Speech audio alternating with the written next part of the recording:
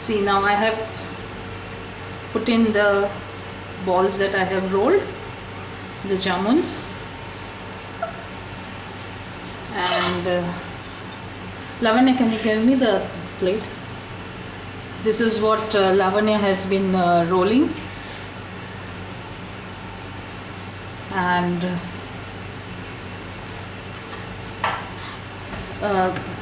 the mix is oil and ghee, more of ghee and less of oil.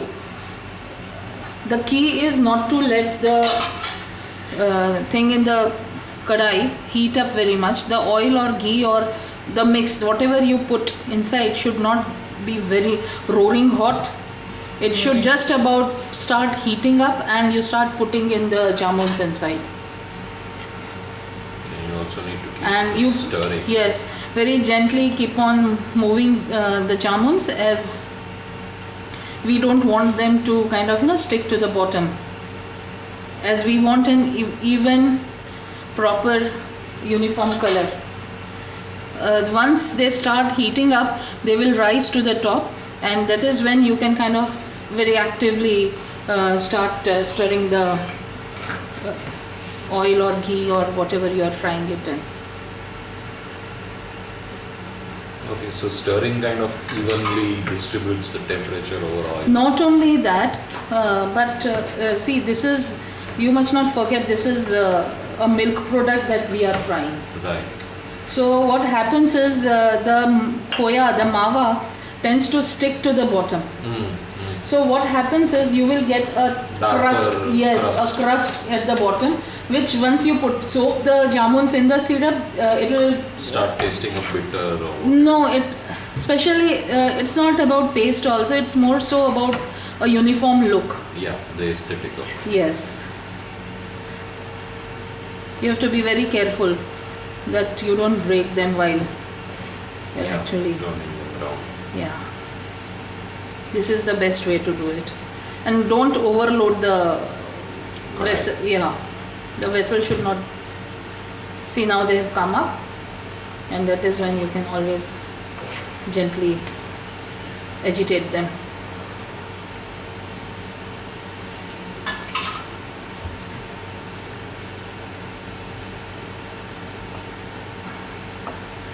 I have put a batch in the syrup for soaking. As I told you, it's just 98% one string consistency away. The syrup is just lacking that 2% of turning into a one string consistency. What I'll do is I'll put the jamuns inside, and whenever we shall be sitting down to eat them, I'll heat the syrup in such a way that and give it a roaring boil. So that is when the syrup will turn into a one string consistency syrup right away in 2 minutes time. So that is when you will have the proper flavor and the proper consistency of the syrup. Till that time, the thinness of the syrup will help the jamun soak up the all the good sweetness. Yes. So you don't have a dense center in the jamuns. Yeah, and they've started now rising. See, they are rising now.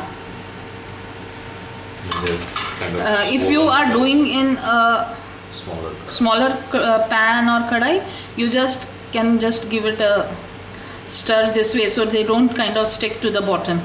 But be careful you don't slosh the oil or ghee that you are using.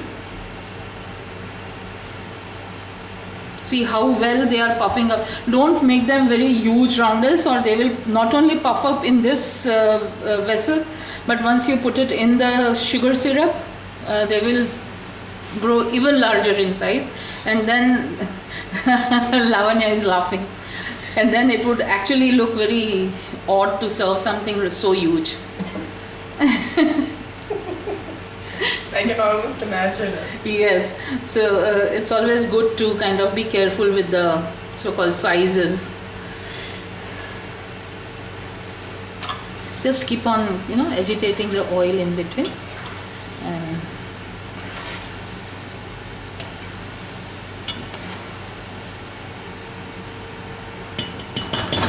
I have used 60% of ghee, that is clarified butter, and refined oil, a mix of that for frying. But you can use just simply clarified butter or just simply oil. But I give a mix, so it gives a good taste.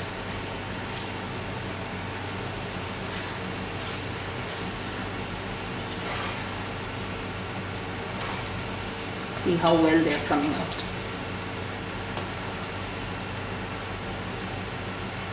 One correction to the proportion that I gave. When I added that 1/4 spoonful of white flour, I found it was a tad less. So what I did was, since I had some 2 1/4 cups of khoya, I added a nice heaped cup of white flour to it. So say about what you can do is, if you, whatever the quantity of khoya you have, that is the evaporated milk, you can do the half and half for the maida. That is say 1 cup of khoya and half cup of maida, which gives a very good result to the jamuns, and that's a foolproof way of seeing to it that they don't kind of disintegrate and burst open in the frying pan. You see, they are nice and proper. I have been trying some of the jamuns in the air fryer also, so the beat that you heard was for the air fryer.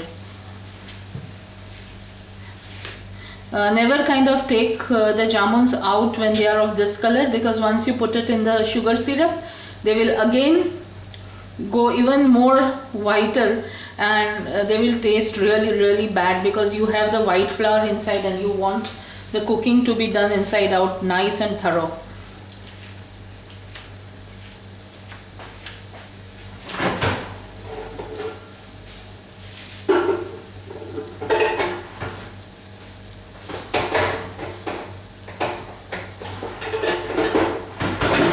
I probably got impatient with the quantity that I put in, but they've come out really good. The one you put in the air fryer, right? Yeah. Let me show. This is the air fried version. That is absolutely no frying. I just put it in the air fryer, fried it for some 8 minutes, air fried it for some 8 minutes, and just straight away put it in the sugar syrup. Maybe it might take some longer time to kind of soak in the syrup, and you have to be patient for eating it, but I think it's a good non-fried version. And unfortunately there is no vegan option for the Gulab Jamuns. They are Gulab Jamuns, that's it.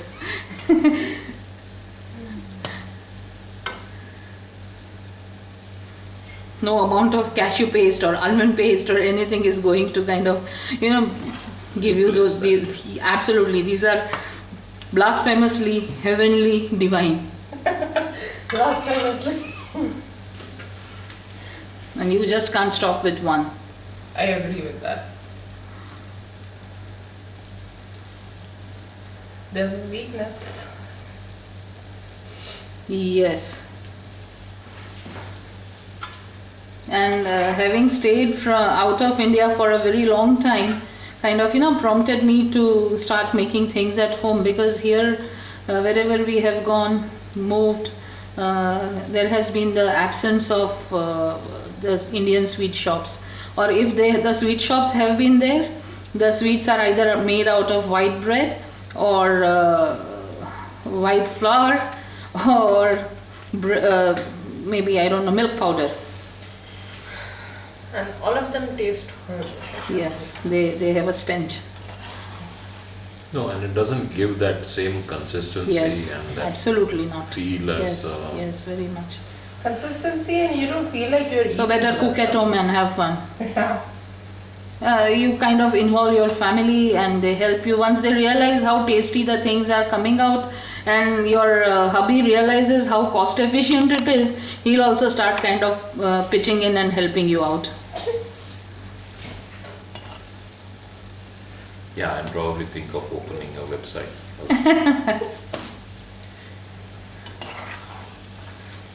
As I say, patience is the key. There are no shortcuts as such, although people do claim 15-minute recipe and all that.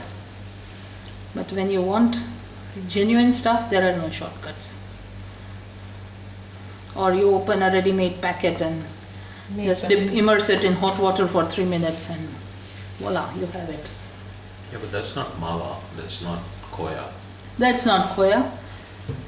They are either made totally out of paneer or white flour. I don't know what they put. Besides, you here when you are making at home, you absolutely know what you have actually put in and how you have made it. So you are very sure of the purity of the ingredients. There are no cardamom essences or anything added. That is just really genuine cardamom, genuine almond, genuine pistachio, saffron. Everything is genuine. No dirty essences. And no shortcuts or no cost cuts in the wrong direction. Yes, absolutely. And you get the value for money. But I believe cost cuts only happen when you're owning a restaurant or something. I doubt it happens in the homes or anything. Yeah, cost cuts happen in restaurants probably because they need to save. Yeah, wherever there is a commercial venture, you definitely find compromises happening. Yeah. Definitely. Probably because an ingredient takes a longer time to soak up Or maybe it's just costly. Maybe that's why. cost and nowadays it's more the resources or the human angle which is more expensive. Yeah. See, this is the milk masala that I always use for so-called shortcuts. In between, don't forget the jamuns in the oil. Okay, Lavanya, can you give me a small roundel from the dough? No, even the dough is okay. Yeah, that's enough, that's good enough. Now see, what you can do is, this is the dough. And what you can do is,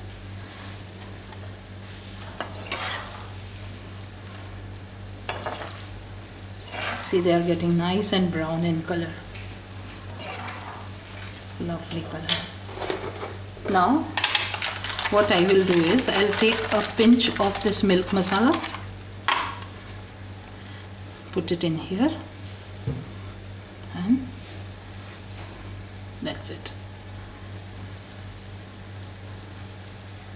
And then here. And now we remove. remove the jamuns. So the frying is mainly to harden the exterior. No, because we are not only that, but we are also mixing the white flour along with the khoya. Now white flour, now you don't want that flour to taste raw in your mouth. Yeah. So you need to cook it inside out really thoroughly. Lavanya, can you pass me the plate for frying? The lucky one gets that, is it? Yeah, I haven't added this masala because I'm slightly not very nut friendly, so I get headaches. So my family also is nice enough to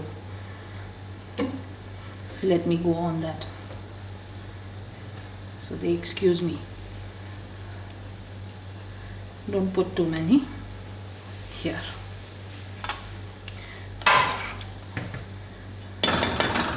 Now what I will do is just slightly agitate the pan. The kadai needs to be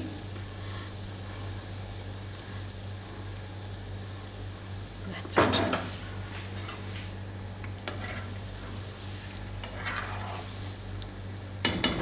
Now leave them alone. What all can you stuff inside? Inside, actually, traditionally we put that patasa, batasha that we say. Right. I am not aware of the English terminology for that, but it is the hardened brittle sugar syrup.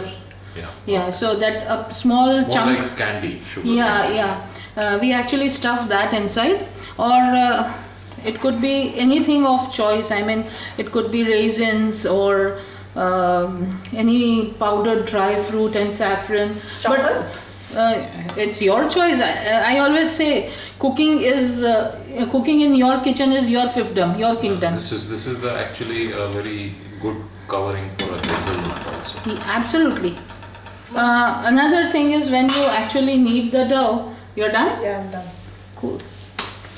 When you knead the dough, you can also actually add a little bit, half a cup of almond powder also, which also gives a very, very, very nice creamy flavor to the jamuns.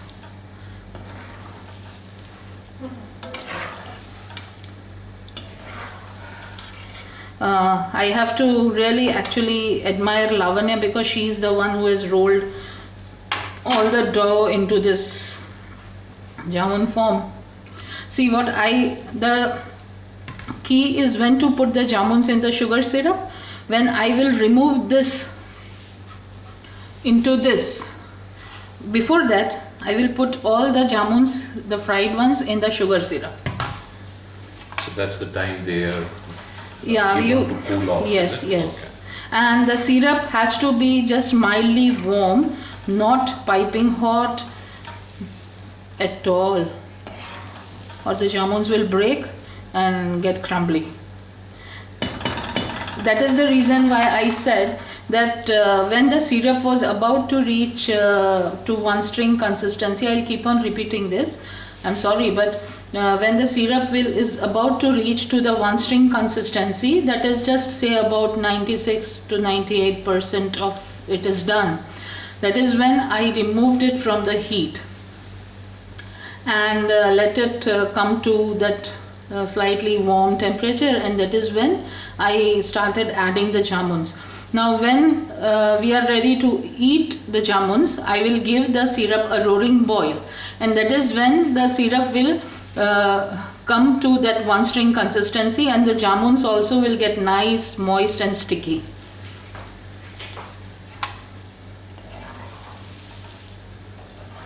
Regarding the Apurva, you were asking about the stuffing of inside the jamun balls. Yeah. Many people kind of just take some 2 to 3 grains of cardamom, and they just put it inside and then roll the ball and then they fry it, or Gives a good flavor, burst of flavor when you chew. Yeah, so that's about, but please do refrain from using things like cinnamon and cloves. All that is not kind of it doesn't give a very good taste. Oh, what about bananas?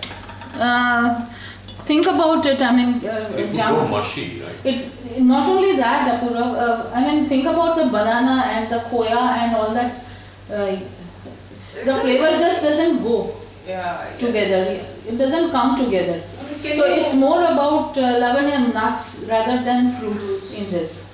Yeah, it's more about highly fragrant spices. No, another thing is because this initially, while probably in our grandmom's times, this was a delicacy which was always fried in ghee, Right.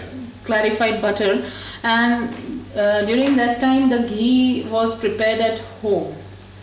Okay. And people used to have cows in their house, so the cows also were grass fed, and the ghee would be like genuinely good stuff.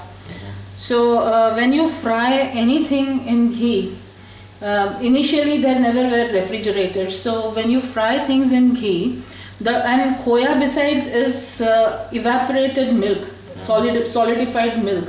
So when you fry that khoya in ghee, that is clarified butter, it stays for a longer time. Right. So you can retain this jamuns for a good 10 to 15 days because one, they are deep fried in clarified butter. Two, you have soaked them in sugar syrup. So sugar syrup also preserves the food. It doesn't go bad. Yeah, and also therefore the smell of ghee is kind of and there are a lot of there are cardamom With and cardamom. saffron and everything. So yeah, and you don't need too much of these spices. yes, absolutely. And plus you can even add the spicy. So it was all about efficiency, sustainability, Yes. and Resourcefulness. yeah, using your minimum Absolutely. resources to Absolutely. the maximum extent. Yeah. And plus I guess back then dry fruits were like Everything was a easy delicacy. to Yes, get. It was a absolutely. luxury. See, now I'm putting it in the syrup. So after it's out of the so-called frying process, you have to let it cool down for a bit, right? Yes, yes.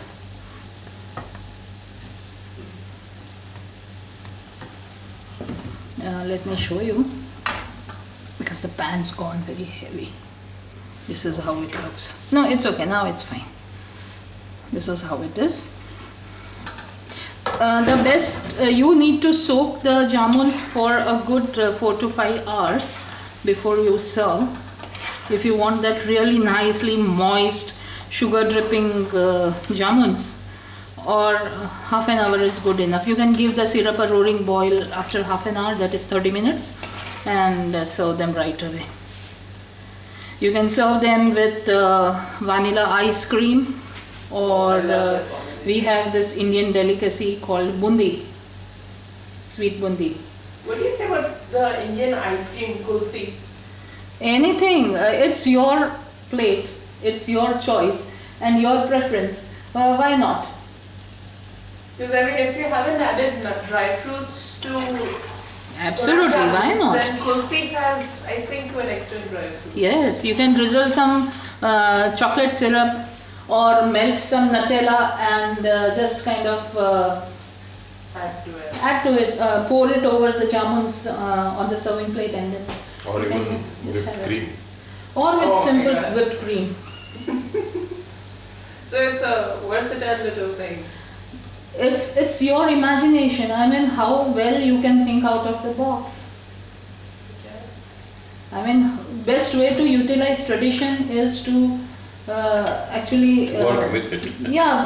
work with it, use it in your current lifestyle, accept the tradition, and have fun. So it's. I mean, tradition is not something which is actually binding you. No. Actually, it is helping you walk your path. So it's in a Think- way think modernizing the tradition. somewhat. Absolutely. Why not? Yes, it's hot because we are all 50 degrees outside. Yeah, it was 50. Yeah.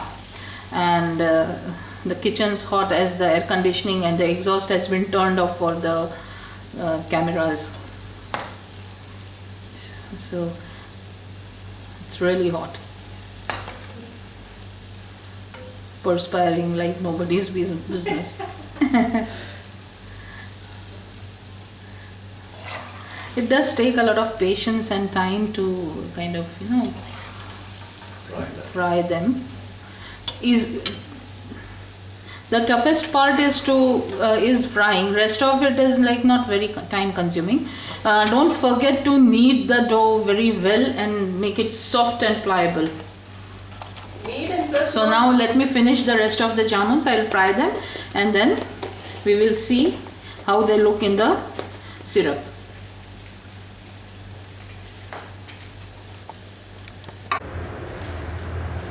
See, now I have added all jamuns. I had to make a little extra sugar syrup and add to the previous one. But now my gas is on. I'm just giving them one roaring boil and then cover and let it stay. But in between, just for the viewership benefit, I have cut up a gulab jamun that was soaking inside, and this is how it looks. See, it's already turning nice and moist.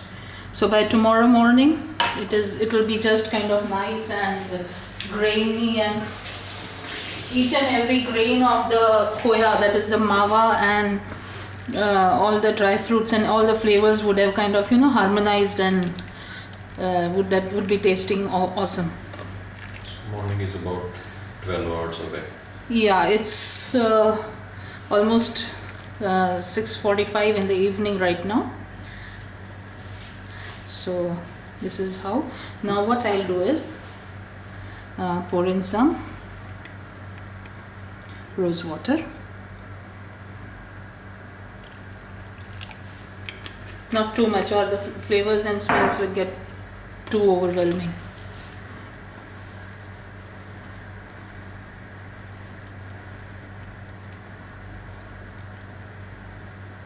So I hope this has been a good viewing for you, and you will make this gulab jamuns at home.